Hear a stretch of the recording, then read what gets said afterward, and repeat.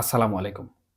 বাংলাদেশের বর্তমান রাজনীতির প্রেক্ষাপট অনুযায়ী বা বর্তমানে বাংলাদেশের যে পরিবেশ রয়েছে, সেই পরিবেশ অনুযায়ী আমেরিকার যে আন্তর্জাতিক রাজনীতি রয়েছে, সেই রাজনীতি বাংলাদেশের উপর কতটুকু প্রভাব বিস্তার করছে এবং সেই আন্তর্জাতিক রাজনীতির প্রভাবে বাংলাদেশের অভ্যন্তরীণ রাজনীতির যে সকল পট পরিবর্তন হচ্ছে, সেগুলো কিন্তু আমাদের দেশের অভ্যন্তরীণ রাজনীতির ক্ষেত্রে অত্যন্ত গুরুত্বপূর্ণ। এবং এই সকল বিষয়ে সাধারণত আমাদের দেশের রাজনীতির যে পটভূমির পরিবর্তন করতে সক্ষম হচ্ছে, সেগুলো কিন্তু আমরা প্রতিদিনই দেখতে পাচ্ছি।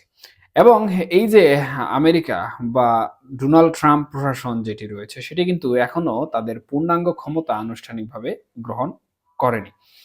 তবে তাদের পূর্ণাঙ্গ ক্ষমতা গ্রহণের পূর্বেই কিন্তু আমরা আন্তর্জাতিক রাজনীতির বিভিন্ন কূটকৌশল ইতিমধ্যে লক্ষ্য করেছি।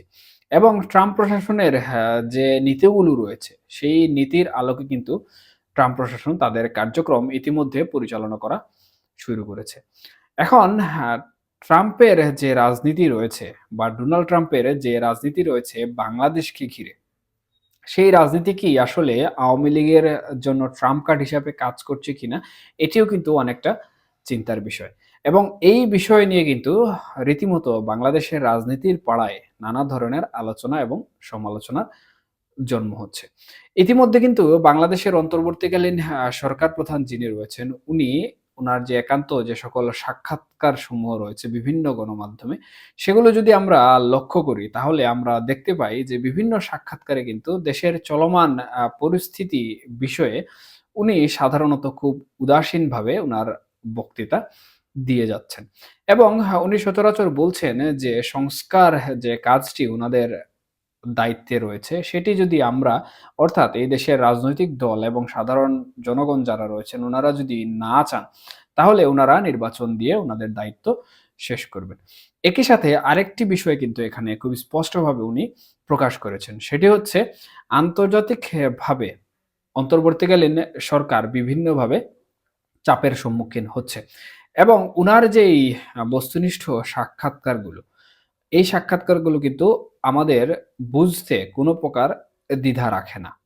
যে অন্তর্বর্তীকালীন সরকার বিভিন্নভাবে আন্তর্জাতিক রাজনীতির চাপের সম্মুখীন হচ্ছে। এবং আমি ১ম এ যেমনটি বলেছিলাম যে ট্রাম্প প্রশাসন কিন্তু এখনো ক্ষমতা সম্পূর্ণরূপে নিয়ন্ত্রণে নেননি। তারপরেও কিন্তু উনার যে প্রশাসন রয়েছে, সেই প্রশাসন কিন্তু ইতিমধ্যে আন্তর্জাতিকভাবে তাদের যে কর্তৃত্ব, সেই কর্তৃত্ব কিন্তু তারা শুরু করে দিয়েছে। এবং এই কর্তৃত্বর ১ম প্রভাব কিন্তু আমরা দেখেছি কানাডার উপর। এবং কানাডার লিবারেল পার্টির আ যিনি নেতা রয়েছেন, জাস্টিন ট্রুডো, উনি কানাডার প্রধানমন্ত্রীও ছিলেন।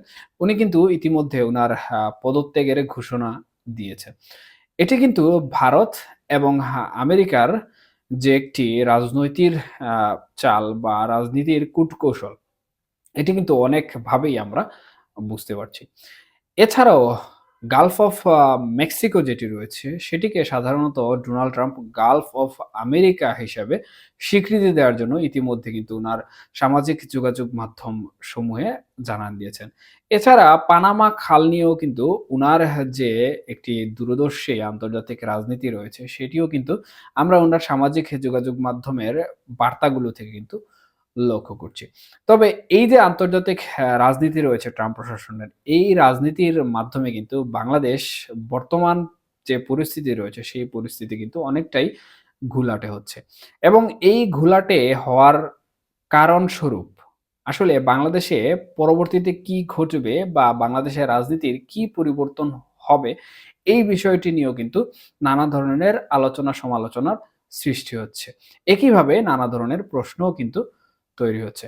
আমি ১ম এ যেমনটি বলেছি যে, আওয়ামী লীগ যে রাজনৈতিক দলটি রয়েছে ক্ষমতাচ্যুত হওয়ার পর থেকে কিন্তু তারা বেশ চেষ্টা এবং প্রচেষ্টা চালিয়ে যাচ্ছে বাংলাদেশের অভ্যন্তরীণ রাজনীতিতে তাদের যে দাপট ছিল বা তাদের যে একটি আধিপত্য ছিল সেটি ফিরিয়ে আনার।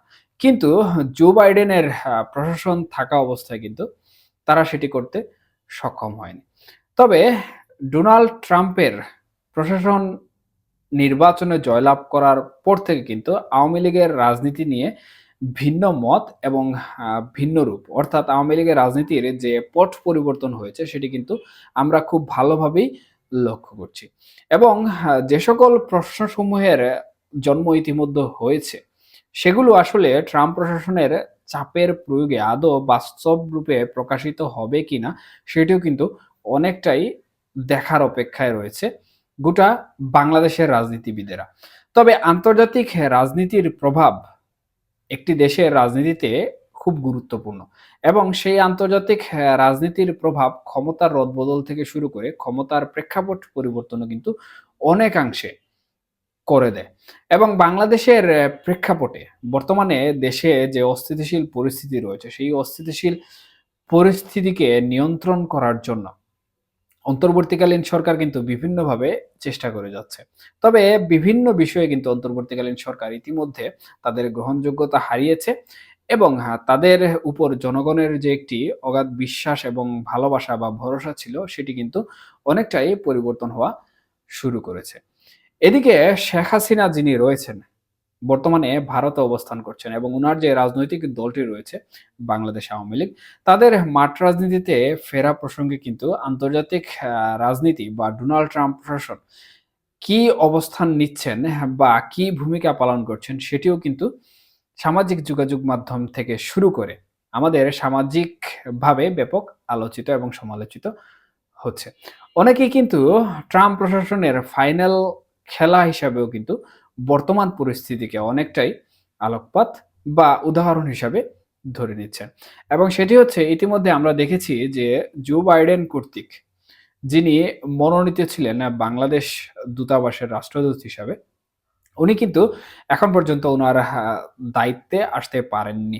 তার পরিবর্তে অন্তর্বর্তীকালীন একজন রাষ্ট্রদূত কিন্তু বাংলাদেশে আমেরিকার যে দূতাবাস রয়েছে সেখানে এসেছেন এবং উনি দায়িত্ব গ্রহণের পরেই কিন্তু ট্রাম্প প্রশাসনের যে আনুষ্ঠানিকভাবে ক্ষমতা গ্রহণ, সেই ক্ষমতা গ্রহণের দিন পর্যন্ত কিন্তু এই যে আমেরিকার দূতাবাস রয়েছে, সেই দূতাবাসের সকল কর্মকর্তা-কর্মচারীদের যে সকল ছুটি রয়েছে সেগুলো কিন্তু বাতিল করা হয়েছে।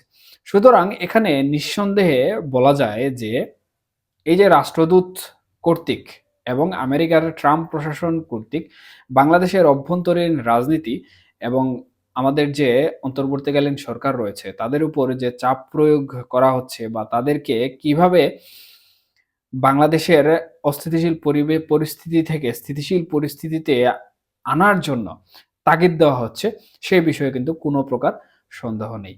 এবং এই যে রাজনীতির একটি চাল বা ডোনাল্ড ট্রাম্প যিনি রয়েছেন, উনার বিভিন্ন ধরনের নীতি এবং সেই সাথে অন্তর্বর্তীকালীন সরকারের সাথে বা অন্তর্বর্তীকালীন সরকার প্রধান যিনি রয়েছেন ডক্টর মোহাম্মদ ইউনূস, উনার সাথে যে সম্পর্ক রয়েছে সেটির মাধ্যমে কিন্তু অনেকটাই পরবর্তী প্রভাব কি হতে যাচ্ছে সেটি কিন্তু অনুমান করা যায়। এক্ষেত্রে সাধারণত যেটি হতে পারে সেটি হচ্ছে বাংলাদেশের যে অভ্যন্তরীণ রাজনীতি রয়েছে সেই অভ্যন্তরীণ রাজনীতিতে একটি নিরপেক্ষ রাজনীতির মাঠ তৈরি হওয়ার সম্ভাবনা দাঁড়াচ্ছে। এবং নিরপেক্ষ রাজনীতির মাঠ তৈরি করার জন্য ট্রাম্প প্রশাসন যদি তাদের গুরুত্বপূর্ণ ভূমিকা পালন করে তাহলে এক্ষেত্রে আওয়ামী লীগ কিন্তু সবথেকে বেশি লাভবান হবে।